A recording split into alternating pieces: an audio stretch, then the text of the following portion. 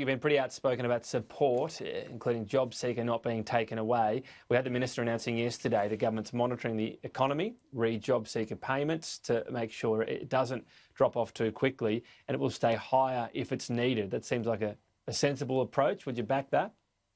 I'd certainly back it, but I'd rather see the actions. I'd rather actually see something happen to assist people rather than talk.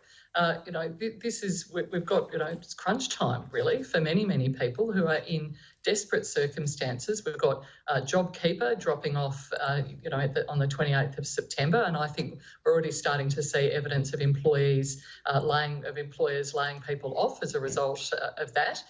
And I think that, the same is with job seeker. Like, if you're going to do something, why wait? Like, tell people. Like, people are just so incredibly anxious about this. Did announce different cohorts that would be eligible to still get a higher amount of job seeker. So that is happening, isn't it? Well, that bit is good, but don't hint that you're going to do something. Don't try and say, oh, yeah, we'll keep it high if we need to. If you need to, get on with it and do it. I don't think people's lives should be... In terms of need to, it's beyond December. We don't know what will be like in January or February, do we? I think we've got a pretty fair picture about what the economy is like at the moment, and I think we've got a pretty fair picture about what the trajectory out of this is, and it's slow. It's certainly in my home state of Victoria going to be much slower than it is in other states. It's going to be different in the regions in Victoria, and some industries, in particular the aviation industry, where we've seen Donata workers who were denied JobKeeper in the first place, many who couldn't get job seeker. Now 1,000 of them have been laid off. We know the aviation industry, and certainly international aviation, there's something magic suddenly not going to happen in December, and it suddenly spark up and we're all flying internationally again. We know where the sectors are where there's going to be significant problems. If the government is planning to do something, then it should just say this is what we're going to do. You spoke about accountability and proper inquiries earlier. Daniel Andrews will front the inquiry into hotel quarantine on Friday.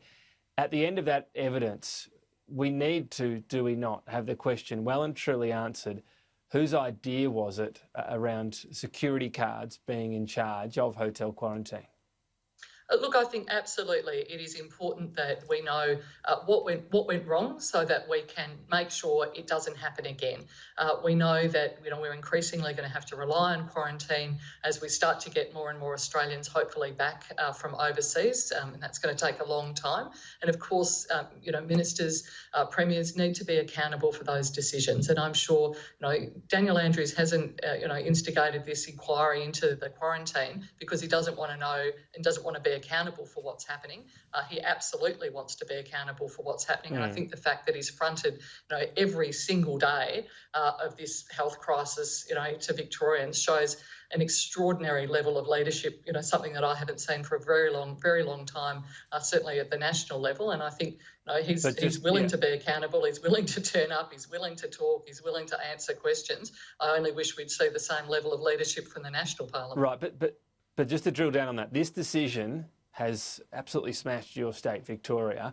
At the end of the evidence tomorrow of the ministers, 3 ministers and Daniel Andrews, we can't have the I'm not sure answer around whose idea it was on hotel quarantine to have security guards in charge, can we? This needs to, having the inquiry is one thing, having a particular person stand up and say, this was my call. You mentioned the Westminster system. This is vital, isn't it?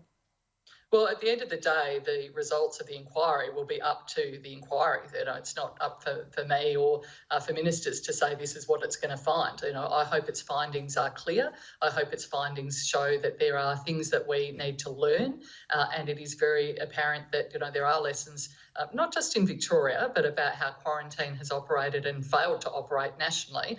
I think it is important that we hear those things, but that's going to be a matter for the inquiry, and I'm not going to preempt what it's going to say or what it's not going to say. It's got to do its job. But I think the fact that you've got ministers and you've got a premier of the state willing to be so accountable to be before the inquiry in the first place is in pretty stark contrast, frankly, to what we see from the Morrison government.